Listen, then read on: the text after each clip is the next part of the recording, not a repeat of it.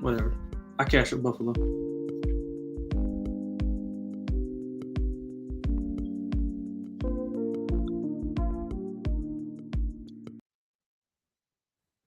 The NBA Gambling Podcast on the Sports Game Podcast Network is brought to you by Underdog Fantasy. Sign up with the promo code MBSGPN to get a special deal, 50% deposit bonus up to $1,000. Also brought to you by Rhythm, the leader in data-driven picks and props. Get a 7-day free trial today. Link to sportsgames.com, RITHMM. And welcome, everybody, to the NBA Gambling Podcast here on the Sports Game Podcast Network. It's currently Sunday night, roughly January 19th, around 9:30 or so p.m. Eastern Time. I'm your host of the episode, Reichel, joined by Lonte Smith, and together we're going to break down the Monday games going on in the NBA. I'm sure some of you are wondering why we're doing this episode at night. We don't usually have many episodes at night. A reminder, it is MLK Day on Monday, so because of that, there are a lot of games taking place during the early afternoon. So with the first game, I think starting at noon, we decided to not wait until the last minute to get the video up. Instead, we're going to get into the games overnight. We have lines already on all the matchups, so why not? Going to get it done. Lonte, how's it going with you? How's your weekend? Not bad, man. Pretty good. It could be worse, man. I could be Mark Andrews, but Yeah, Andrews had a pretty rough game. I mean, we were talking about that right before we went live, and we were talking about how the actual play calling, yes, the guy was wide open, for the sake of the 2-point conversion. But when Andrews has about 3 drops and a fumble before that, you might want to put a different tight end on that route, maybe Likely running that route instead. But yeah, either way, point is, fun game. Overall, pretty fun day in the NFL. You had 2 close games in the snow. Can't complain. Anything else you want to really talk about over the weekend from the NBA? Not really. It was some decent action. I think some good action going on right now. You got the LA showdown with the Clippers and the Lakers going on right now. I thought that Miami had an okay win today against the Spurs. And it wasn't too much to take away from this weekend, actually. Just pretty, not that I'm not going to think off the top of my head. I have to dive back in, but just off the top of my head, I can't think of nothing that really stood out to me. I saw Boston lose to the Hawks, which was, I'd say, not the big of a surprise because the Hawks randomly own that team. It feels like they win every game against them, or at least every game's close. Really not much else to add. Jordan Poole had 38 points against the Warriors. Draymond played 3 minutes. I know he and Steph got injured. We'll see what happens moving forward. Besides that, though, for today's card, the Spurs are so overrated. Like, I've been roasting them on the show for a while. They get so much respect in the market, and I don't think they're that good. And I feel like Wemby, I understand, is a great player and how defensively he's probably going to win Defensive Player of the Year. But they don't have any talent. Like, besides Wemby, you could argue Vassell or like a couple other guys. Castle might be solid in the future, but once again, I'm out on that team. I don't think they're very good. And we saw them get run out of the building against the Heat in the game today. Shout out to Butler, though, who came back from his suspension, and he is 2-0. to the PRA unders. So ever since he had the initial press conference demanding a trade, basically, the under PRAs have cashed every time. So, yep, all I got to really add for that. Time to get into the actual games here for the Monday slate. But for that, though, wanted to remind you once again that we do have an SGPN app for easy access to the podcast and for all our free picks. If you're in the App Store, don't forget to check that out. Anyway, to start off with the first game on the card, you have the Mavericks taking on the Hornets at noon. Yeah, because let's give the Hornets a standalone game. For this one, though, you have the Mavericks minus 5.5 against the Hornets, and the total's around 223.5. So for this game, looking at what should be a pretty interesting matchup because the Hornets are 10-28. Then again, Dallas is still missing Luka, still a little bit shorthanded, but Dallas did look good against the Thunder over the weekend. Yes, Shea did not play, but a win is a win. So I'm going to ask you, Lonte, because the Hornets have been kind of feisty lately. I don't think they're good, but when healthy, this team can be, I'd say, dangerous at times. Then again, Brandon Miller is now out indefinitely again, so he might be done for the entire year, which sucks. But either way, point is LaMelo and Bridges are back, and it's basically just them and Mark Williams who kind of have to carry the entire team. Yeah. I'm going to ask you what you like in this one because Lively's out, so maybe Williams has a monster game. But do you think Dallas should be laying 5 on the road? I think the numbers are tad high. Would probably, have it like around 3.5, 4. Charlotte, like you mentioned, has been feisty. They've been competitive over the last 9 or 10 games. If we're being honest, they've held serve against OKC. The final score might have been by 10 or 11, but as far as them being competitive within the game and not being blown out wire to wire, I think they've actually been competitive in that form against these upper echelon teams. And I thought the win against, you mentioned the win against OKC. I didn't really put too much in it. I mean, it was coming off a back-to-back, no Shea. OKC had just ran out Cleveland in that revenge spot, so I thought it was a good spot for Dallas, despite being able to. I mean, despite not having Luka in the lineup and Kyrie kind of being in and out. But yeah, I like Charlotte here. I mean, they're returning home from playing 4 of the last 5 on the road. They won 2 of those, covered 4 of 5. They did have 2 of those LA games, postponed because due to the fires. So, hopefully everybody's doing good in that part. So 19, 17 and 2 ATS is Charlotte. So their record like straight up sucks, but they're still, They hang around. Above expectation. And when they're underdog, I mean, 20, 13 and 1 as a dog ATS. So Dallas failed to cover in 8 of their last 10. I think we see a low scoring game. I like Charlotte. I like under. I think I'm with you. I think I am going to go Charlotte at home. I don't know if I actually trust Dallas laying this number when they're 10 and 11 straight up on the road this season. They beat OKC, so I think it might be a decent sell high spot, even though Shea, of course, didn't play. Still a nice one on the schedule. The thing is, it's a very weird scheduling spot because it's a noon game on a Monday. So I do like the under in this game, just a weird start time, which I do think might result in some ugly first half numbers. I don't mind the first quarter under in this game to go a little bit deeper, just based on how I'd say we know professional athletes, honestly, humans in general, are just very into being creatures of habit. And when you're used to playing games at 7 o'clock and you have a random game on a Monday at around noon, that's usually not a great sign for like the body clock. And now you got to get to the game early. What do you have? Shoot around to 9 a.m.? Probably. Was that that's probably not ideal. Lonte, what do you think? 9 a.m. shoot around, give or take? Yeah, I would say like 9:30, 10-ish. I'd say that's a pretty rare occurrence for the sake of an NBA player preparing for a game. So I'll expect the under in the first half of this game. Give me kind of a weird matchup, but I think the Hornets hang around. They can win the game. They can pull this off. I mean, Williams has been great. Maybe he can have a solid game too. But I'll go with the Hornets plus the 5 and the under with you. Moving on to the next game, you have the Pistons against the Rockets. For this one, Rockets are laying 7.5. The over-under is about 224. Now, we've seen Jalen Green play very well lately. Detroit's been good. We saw Indiana kill them over the weekend, but Indiana's still a solid team. Do you want to ask you, though, for this matchup, is 7.5 too many points? I think so. But I will tell you this. I'm not in the business of fading either of these teams right now, especially Detroit as a dog. I mean, 13-7 and 1 ATS on the road. They perform well as an underdog. They played this team extremely well in their first meeting. I think it was 101-99, if I'm not mistaken. And I think that they got that bucket. Houston got that bucket late. And Houston was playing 4.5 on the road in that game. I think it was a favorable spot for them as well. Detroit might be coming off a back-to-back or 3 games in 5 nights or something like that. But yeah, I think Detroit can hang it around here. I mean, they need to protect the ball. They're 22nd in turnovers. They had 18 in the first game. If they can limit those, kind of keep. I think it'll be a slower paced game, possessions to a minimum. Houston, like I said, one of the best ATS teams in the league. They're returning home from playing 4 or 5 on the road. I don't expect a ton of pace. The total. So I'm expecting Detroit and under. I know we get a good matchup between Cade and Jalen Green, who got some history between each other. Both teams middle of the pack in pace, so not gonna push a lot. I think if you look at some of the scores that they've been putting up, like both teams, like 120, 119, like 125, I think those are kind of opponent based because the teams that they're playing don't really play defense. I mean, you had your Memphises, your Torontos. I think there's a couple other factors in there where they were just hanging up points. And I think the total might be a little bit inflated as well because both of these teams do not want to run per se, just over the season long stretch. So I'm going to go with Detroit. I don't really love it, but I would take the points before I lay them with Houston. I think it'll be just a slow grind out type of game. Yeah, I think my concern, though, with the Pistons right now is the defense, because they gave up 125 to Phoenix, 111 to Indiana. They lost the game, though, by 11. Played the Knicks, they won, still gave up 119, gave up 114 to Toronto. Defensively, not great lately, so that could be a bit of a problem, especially when you travel to Houston, who is currently 14-6 at home. Yeah, the first meeting was close. Detroit ended up losing by 2 at home back in November. It was 101-99. I think Houston is much better than this Detroit team. I think I am going to go with the Rockets here. I don't feel great about it, but I've mentioned this before about the Pistons.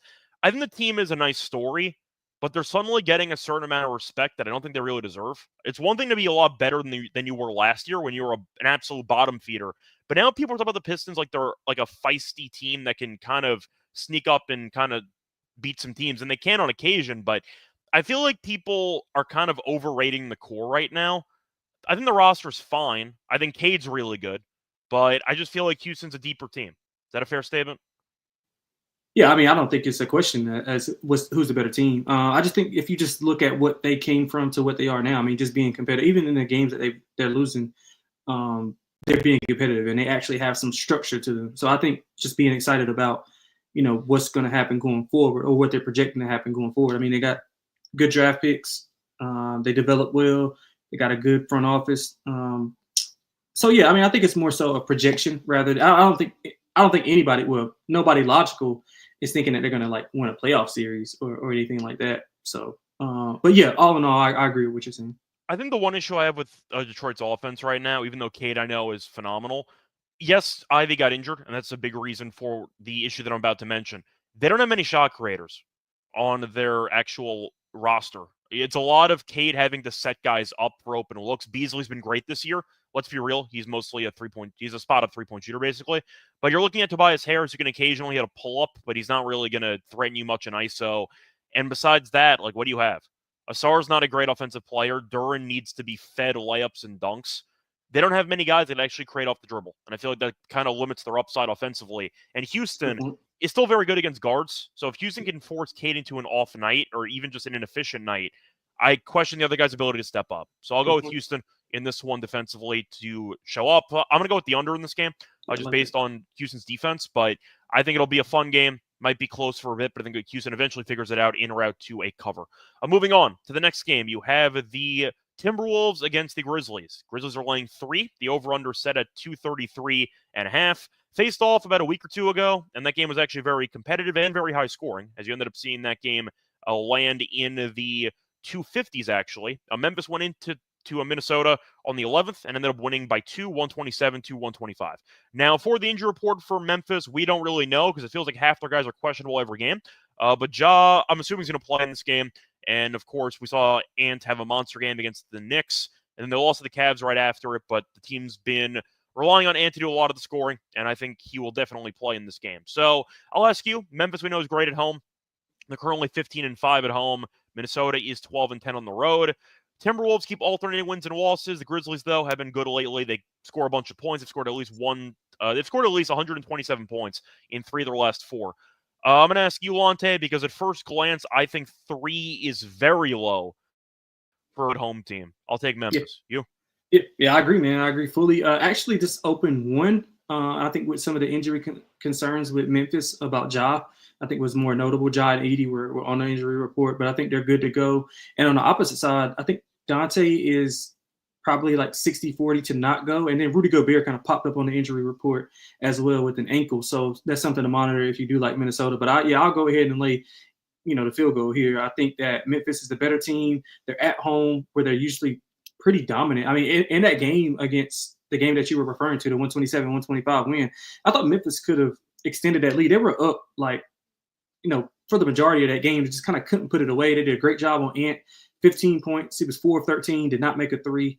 DiVincenzo, 27, Jaden, 21. So I think Jaden was a little bit of an outlier game. Minnesota still shot 40% from deep and had 60 points in the paint. So that's something that I don't see repeating, especially on the road.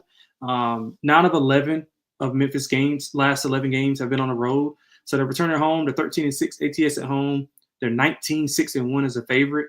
I just think it's a good spot for a team like Memphis at home, who usually thrives on days like this. I think they are usually this kind of matinee game for Martin Luther King Day, and I just think Memphis comes out and takes care of business with or without Ja. I know Ja's still a game time decision, but I feel like they're more than capable of winning with or without him. They've shown that plenty of times. They got the depth to kind of wear down Minnesota, and if Minnesota's not making threes, which Memphis is really good at defending the 3, they're 4th in 3-point percentage defense, then I find it hard for them to score. I mean, especially without Dante on the floor. So they can kind of load up on Ant and force guys like Conley and Daniels to beat them. So I think Memphis is too short here, so I'll lay the number with them.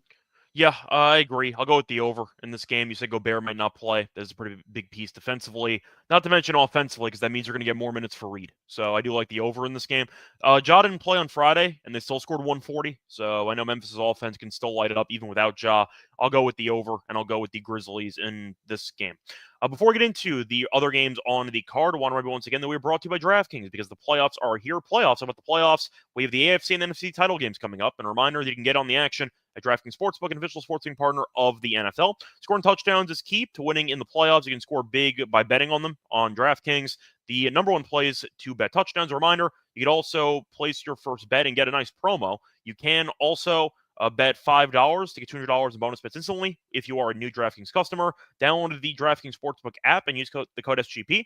Code SGP for new customers to get $200 in bonus bets instantly. When you bet just $5, DraftKings, the crown is yours. And a reminder as well, we also have to mention that there are some, I'd say, disclaimers. So we're going to play that right now. Gambling problem? Call 1-800-GAMBLER. In New York, call 877-8-HOPENY or text HOPENY 467-369. In Connecticut, help is available for problem gambling. Call 888-789-7777 or visit ccpg.org. Please play responsibly. On behalf of Boot Hill Casino and Resort in Kansas, 21 and over, age and eligibility varies by jurisdiction. Void in Ontario. Bonus bets expire 168 hours after issuance. For additional terms and responsible gaming resources, see dkng.co/audio. Welcome back, everyone, to the NBA Gambling Podcast. Finished going through the first couple games for MLK Day. Time to move on into the next game. So we just did the Timberwolves game, taking place at around 2:30 p.m. Moving on to the game at 3 p.m., you have the Knicks against the Hawks. For this one, the Knicks are laying about 6.5. The over-under is set at around 234.5. For this matchup, Atlanta, we know, has been without Jalen Johnson for a while, so keep that in mind, as he's still one of their best players, and he's been banged up. But they beat the Celtics over the weekend, so a nice win there for Atlanta. But it seems like Jalen Johnson will be returning. According to some reports, he's probable to play in this game, so just keep that in mind. Looking at the Hawks game against the Celtics, he did come back, actually, ended up having 14 points and 13 rebounds. So they got back one of the best players, and we know this Hawks team has been good against the Knicks, as they're 2-0 this season. Beat them in the NBA in-season tournament, the NBA Cup by 8 in New York, beat him in the first game by 5 back in November. So Lonte, I'll ask you, because the Knicks ended up losing their last game to Minnesota and had 30-plus points and a poster dunk to go with it. For this game, I think the spread is too big. His cat's been banged up. I don't know what his story is because he has a chip in, I believe it's his thumb. So I do question if he's going to play or not. But if he doesn't, the Knicks got problems. And the Hawks have kind of owned this team this season anyway. 6.5 feels pretty big. You could argue it's a revenge spot for the NBA Cup, but at the end of the day, the Hawks kind of own this team. I think 6.5 is way too many points. I don't mind Hawks' money line, actually. Jalen Johnson is really, really good. I'll go with the Hawks. Love the Hawks in the spot, man. It's actually open 9, and I think that was due to the uncertainty of Jalen Johnson and also Trae Young. But both of those guys are in. And I think the Knicks are a little bit banged up, like Cat and Hart both. I think Hart is kind of more so not to play than Cat, but even so, I mean, they don't have a deep roster. And I think Atlanta's wings and their depth on the wings and on the interior with Capella, Okongwu, those guys can give issues to Cat, if he plays or not. So, I mean, the Knicks 4-6 straight up in ATS in January. Their wins came against the Jazz, the Raptors, Philadelphia, and OT without Embiid. I think they had one good win against Milwaukee in a favorable spot. They're allowing 115 points in the last 10 games.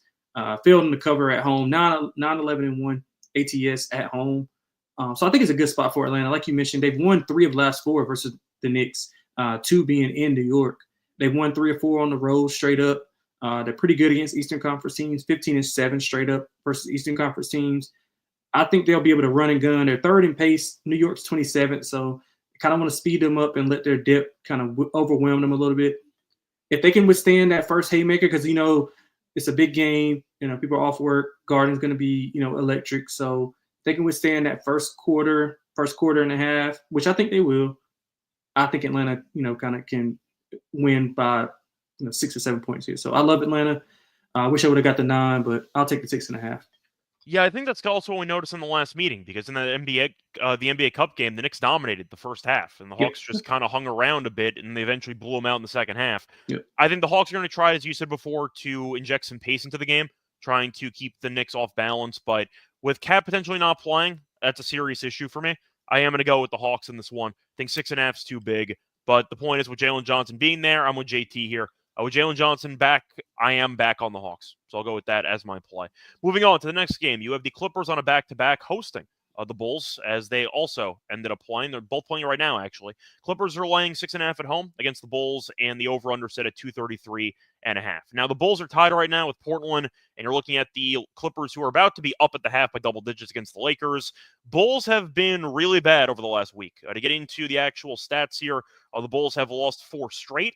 Now, they once again could beat Portland in this game. Who knows? But they've been really bad. And defensively, they've been in shambles, giving up 119-plus points in 3 of their last 4. Clippers, you never know who's going to play. And if it's a back-to-back, which it is, I don't know if Kawhi's going to end up suiting up for this game. We'll see. But for the sake of the matchup, I'll go Clippers here. The Bulls defensively have been a mess. I don't want to back them. We know that they were a team that was kind of, I don't want to say overachieving, but they were playing respectable ball for a decent portion of the season. It appears that ship may have sailed, and maybe they are crashing back down to earth. So I'll go Clippers here at home, and I feel like they're just a much better team. Thoughts? I agree with you. Much better team, of course, especially at home. Both teams off the back-to-back. Just off pure value number grab, I would take Chicago and under, because it's more likely that Kawhi obviously doesn't play, and Harden and Zubac, might be down too, because they were questionable going into this game. So I think they would rather play in-state rival, in-town rival, versus playing, an Eastern Conference team who they can probably still contend without, those 2 guys, or 2 of those 3 guys, or all 3. So I know for sure Kawhi. I think we both can agree Kawhi's not going to play in the back-to-back. We can pretty much guarantee I'm that. assuming not. In theory, if the Clippers blow the Lakers out and maybe you can sit Kawhi in the 4th quarter, then maybe he plays, but probably not. Yeah, Kawhi's playing well right now. I think he has 14 and like 15. He always plays well against the Lakers. Yeah, of course. Who doesn't? But fair. Yeah, so I like the. I don't like it, but I would take Chicago and under, just because I think you're gonna get at least Kawhi. Once it hits the screen that Kawhi's out, Harden questionable, Zubac with a back injury was kind of questionable as well going into today. You're gonna get some value on Chicago. So I don't think it's far-fetched that they can come in and win. They knocked down some threes. I don't think it's far-fetched they can win. So yeah, just give me Chicago. I like under as well. For the total, I think I would rather just take the Bulls team total under, because the Clippers could torch this defense. But the Bulls defense has been really bad. So yeah, I'll go with the Clippers in this one. Not going to kind of overthink it. Moving on to the is that the last game actually? Or did I skip one? No, I think you skipped New Orleans, Utah. Okay, wait. So I thought I had that. Okay, I did skip that. Okay, sorry. Yeah, so it's 2. So it's actually 3. So Phoenix. Yeah, okay. I got them. I got them on the board. I accidentally skipped them. All right. So the next game, we're gonna go to the Jazz and the Pelicans. Yeah, ESPN just went in a different order than what I wrote down. Yes, so apologies there. Point is, though, the Pelicans are laying 11 at home against the Jazz. The over/under is 236.5. Faced off actually, or I think it was earlier in the week, and shockingly, the Pelicans covered actually. Pelicans did win that game by 13. That was about 2 days ago. So I'd ask you, Lonte, assuming that everyone besides Brandon Ingram's going to play and Herb Jones is going to play, the Jazz, who knows what the hell they're doing? Like, Laurie might sit again, Collins might sit again, who even knows what's happening? But New Orleans is healthy as far as I'm concerned, and I think 10.5 is too low. I'm actually going to take the Pelicans. I prefer the over in this game personally, but I am going to go with the Pelicans here. They're healthy, and Zion looks very good. That's probably just good enough for me, because I feel like Utah's in full tank mode at the moment. I want to go nowhere near them. Give me New Orleans to score 130 again in this game.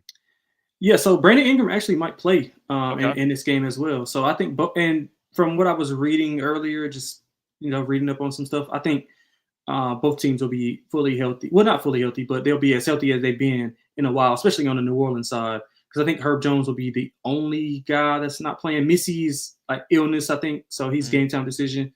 But Laurie is supposed to be back. Collins is supposed to be back, and they've missed a couple games as well. So I think, man, the over is the play for me. I wouldn't touch the side. I mean, both teams over in 6 of the last 10. They scored 259 on their meeting on 117. That total closed 232. So we're getting a little bit of value here. Both teams top 15 in pace. If you look at New Orleans, they're 14, 8-1 over at home. Like I said, they're getting healthy. When Zion plays, small sample size, of course. I think he's only played 4 or 5 games. They're scoring 118 points per game with him. They're 108 without him. So he adds another dimension to them. CJ McCollum also getting kind of a little bit lesser role. I think that makes him a lot better. Mm-hmm. And on the Utah side, I mean, they scored I forgot the final score, but they scored 120. They scored 123. They just gave up 136. Yeah, without Laurie, John Collins, so they're more than capable of scoring with those guys. So I think this total is completely too low. So I like over. I mean, Jazz are over in 14 of 22 on the road. I think this over is a smash, but I think both teams can get to 125 easily. Yeah, I definitely agree. I'm kind of surprised money's coming on the under. In fact, I actually see 234.5 on ESPN bet. So you could actually find a better line if you wanted on the total, but I think the total's too low. I'll go with the over in that one as well. Moving on to the next game, we'll go with the Celtics and the Warriors. So for this one, Celtics are laying 7.5 on the road. The over-under set at 224. Boston's been really average for the last couple of weeks, and they've been underachieving because they're supposed to be a top team in the league. The Warriors, though, barely a win, and when they do, it's almost impossible because they make every game competitive, including games against the Wizards. So for this game, Boston should be favored. I'm not going to argue it. Draymond is injured now. Steph's injured now. I don't know what the status is for those guys, but for this game, assuming that Steph plays, what exactly do you like? Because right now he's questionable with an ankle sprain. He actually has a decent chance of not playing, maybe, because that ankle sprain could be a big deal. We'll see how, I'd say, mild or severe the ankle sprain is. I think I have to go Boston, but I hate it. I love it. I love Boston. No, I just hate backing Boston right now because I get it. They've been going through the motions, but they're better than the Warriors team by a wide margin. Yeah, I get it. I mean, I love the spot matchup-wise for them as well. I mean, they're coming off that loss. They owe Golden State one. They won, I think in November. They won it was a really good game in Boston. So they owe them one here. So, and I just think they're just banged up. Like Golden State's banged up. Their wings cannot guard Tatum and Brown. Boston's fully. I only see one guy on the injury report, and he's like a G League player. Like I think he's on a two-way. So they're going to get their full complement of guys while Golden State's kind of banged up. I think I would lay alternate numbers on Boston, like all the way up to double digits. I would lay like 10.5 on Boston. I think they come out very Golden State. I think Boston really should. I mean, if you're talking about a spot where you can get some revenge against a team that's kind of owned you over the years, I think it makes a lot of sense to show up, especially against an injured team. Because if Curry's out, this team's dead. But they don't have anybody. So I do think that if Curry has a chance of not playing, you want to take Boston in this game. Maybe an alt spread, as you said before. But point is, the Warriors, I don't think are good anyway. And we've seen them play over the last couple of weeks. Even when they win once again, every game turns out to be an absolute crapshoot where they find a way to outlast the opposition. But Kuminga got the walking boot off a couple days ago, so I don't know when he's supposed to return. But I'm assuming he will not play in this game, so just keep that in mind. But the point is he'll be returning at some point probably in the next couple weeks, but he's not supposed to be back for this game. So potentially no Curry, potentially no Draymond, and you're going to have no Kuminga. You're missing a lot. I think I am going to go with the Celtics, but I am aware this team is a psycho team that you don't exactly want to put your money on. Moving on to the next game. I believe this is going to be the last game on the card that we didn't talk about yet. I kind of went out of order. Apologies there. For this game, though, we're going to talk about the matchup between the Suns and the Cavaliers. So the Suns are currently 7-point dogs on the road. They're looking at the total being 235.5. First glance over.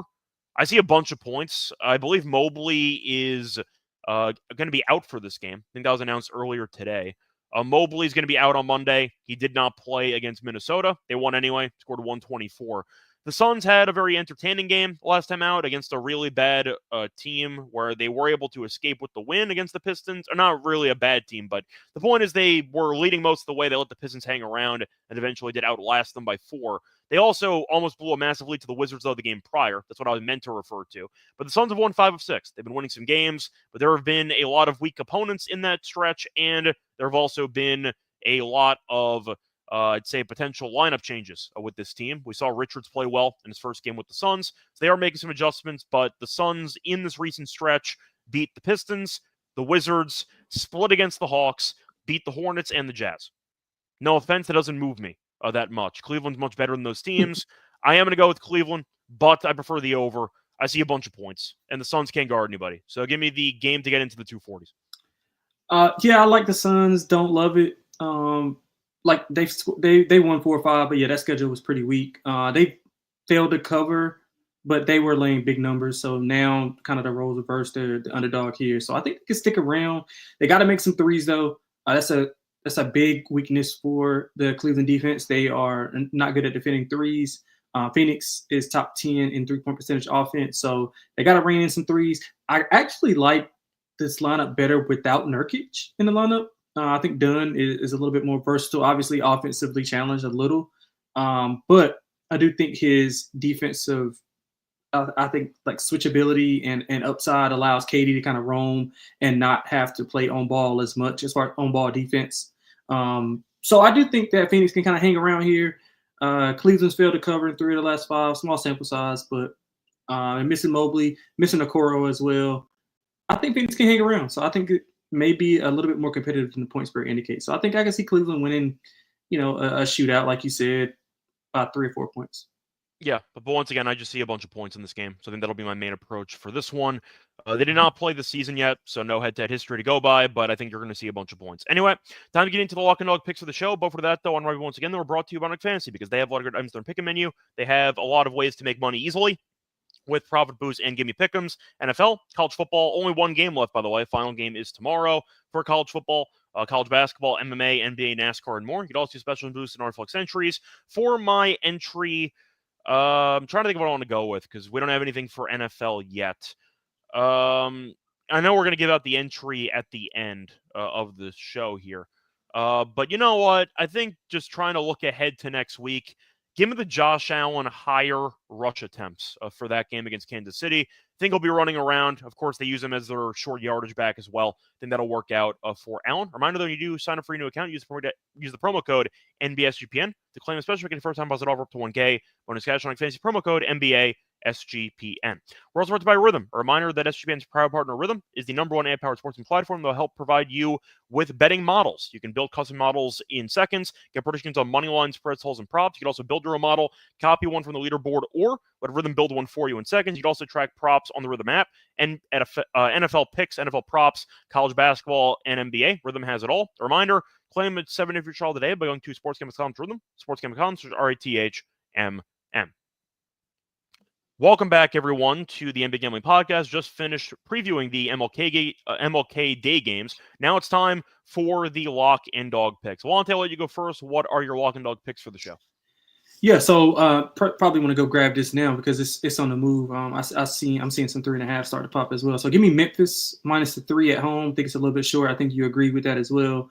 I know it might be a revenge spot, quote unquote, for Minnesota, but I don't think that they're willing to kind of match up. I don't think they match up well with Memphis, especially not at home, where Memphis has been dominant as of late. So give me Memphis at home. We broke it down earlier, so I won't reiterate some of the things, but I will point out that they are 14-6 ATS at home. They're dominant as a favorite, 19-8-1. So there you go with that. So I like Memphis -3. And man, it was pretty easy for me. Give me Atlanta on the road in Madison Square Garden. Give me Trae Young, Jalen Johnson to get the job done, to get the cover. Sprinkle on the money line as well. So that's +6.5, I think. Yeah, so I do like that Hawks play. I thought about doing that myself, but I wanted to give out the to be totally fair, I wanted to give out the Boston alt 9.5, but I can't find a price on it. So okay. So for the actual lock and dog, by the way, I think I can find the 9.5 if you actually wanted it. Yeah, I do. Actually, I'll take that as my dog instead. Okay. 9.5. I mean, Boston's only +125. Yeah, that's fine. I'll take For 10.5, you can get +140. Yeah, well, let's do that. 10.5. Okay. So you're not taking the Hawks? Yeah, I mean personally, but yeah, just for grading purposes for the show, let's do the 10.5 for Boston. Okay, so just to be clear, your lock's going to be Grizzlies -3. Your dog is Celtics minus the 10.5. 10.5, right? yes, sir. Yes, sir. Okay. So for my lock on the show, I think I'm not going to overthink this. I am going to go with the over into the Cavs and Suns game at 235.5. I think you'll see a bunch of points. Both offenses have been good lately. We know the Suns defensively are not that great. Mobley, though, we know is a great rim protector. He's not going to play. So I do expect Cleveland's defense to be worse in this game with him being out. So I think 235.5 makes sense for, once again, a high total. But I think it's actually too low. So I'll go with the over on that one as my lock. For my dog, I actually thought about doing an alt line with the Pelicans game. I actually thought about going for a total there. I thought about maybe doing the Hawks, but I also want to know if Cat's going to play or not. But the point is, I do expect a bunch of points in this Pelicans and Jazz game. We just saw them play, and that game landed in the 250s. So I think this total is too low. Trying to see, though, if I could actually find a price that I like for an alt total here. So I got to see if I can actually find something that I want here. You know what? Sure. I'll go with the Pelicans and Jazz game. I'll go with the over 238.5 at plus 140. I think the total's too low. Once again, you ended up seeing a very high-scoring game when the teams faced off a couple days ago. I see a very up-tempo, I'd say defense optional type game, and I think you're looking at, once again, the first meeting landing 259. Give me a 20-point deduction while also still winning at plus 150.